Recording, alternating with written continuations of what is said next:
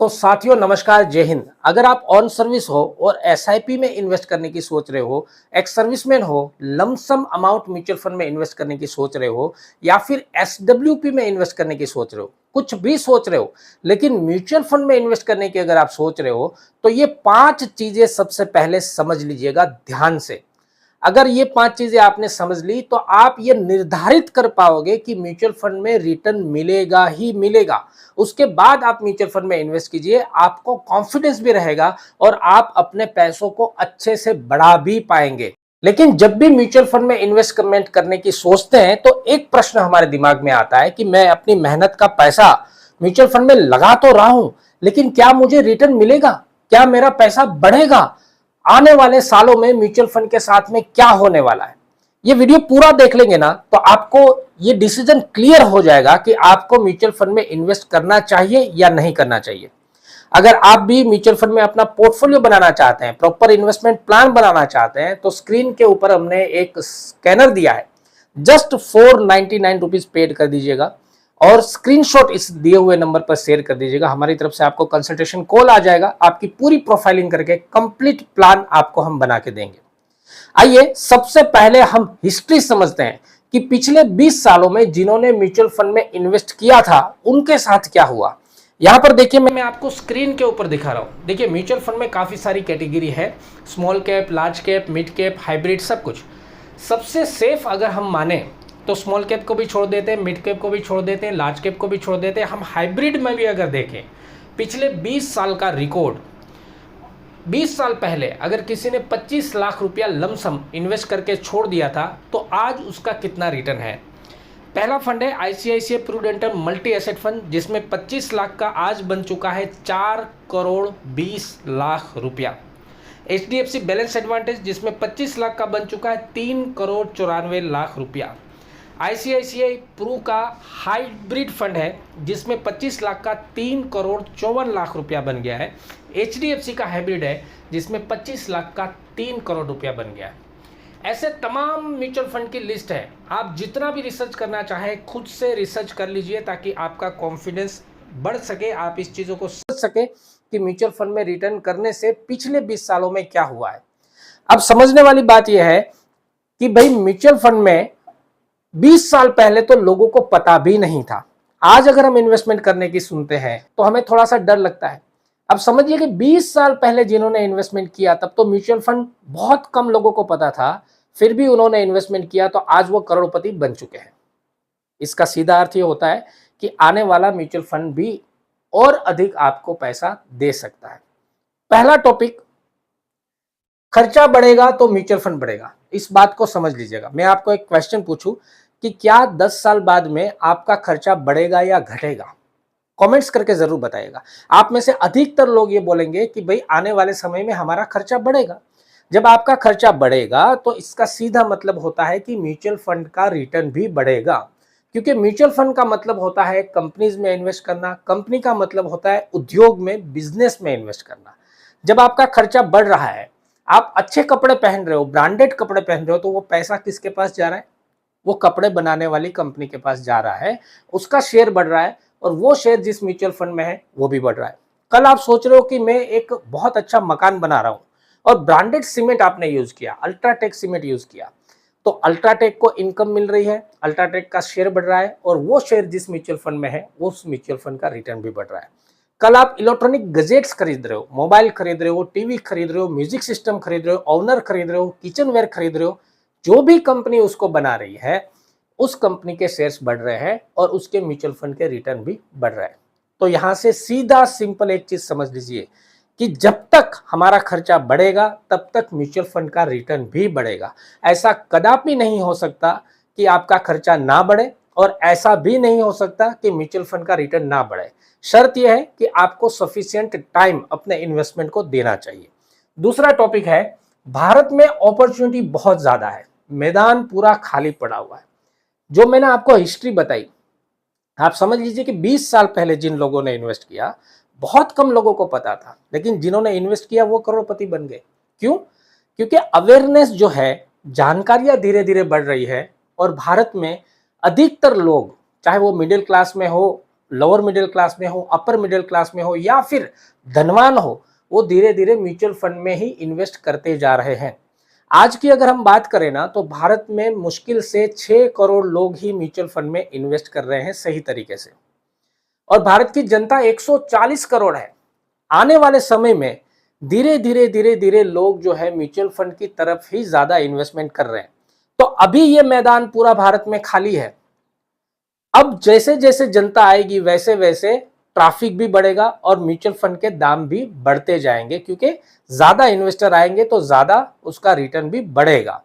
सामान्य रूप से ये समझ लीजिए कि किसी ऐसी जगह पे आपने एक जमीन का टुकड़ा खरीदा है, प्लॉट खरीदा है, जहां पर अभी तक कोई नहीं आया, लेकिन आपके खरीदने के बाद वहां पर बहुत सारे लोग आए, अगल बगल में सारे प्लॉटिंग खरीदने लग गए, तो क्या होता है, आपके प्लॉट का भाव बढ़ता है।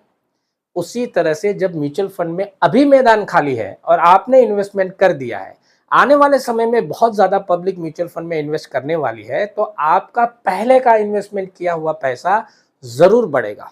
और इसका एक रियल एग्जांपल मैं बता रहा हूं। पिछले 2 साल से मार्केट थोड़ा वोलेटाइल हो रहा है, लेकिन फिर भी एसआईपी का फ्लो बढ़ा है इंडिया में।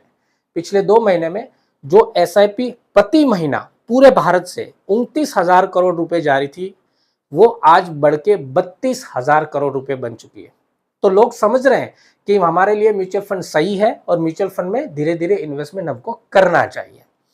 तीसरा टॉपिक समझिए कि ब्याज दरें कम होगी और उस हालात में म्यूचुअल फंड आपके लिए बेस्ट ऑप्शन बनेगा। आपको एक चीज याद दिलाता हूं, फिक्स डिपॉजिट में पहले बहुत ज्यादा ब्याज मिलता था। आप 90 के दशक में देखेंगे तो एफडी के ऊपर तकरीबन 12% का ब्याज मिलता था। किसी के घर में एक बेटी का जन्म होता था तो कुछ पैसा पिताजी की तरफ से, कुछ पैसा मामा जी की तरफ से, ऐसे करके हम लोग रख देते थे।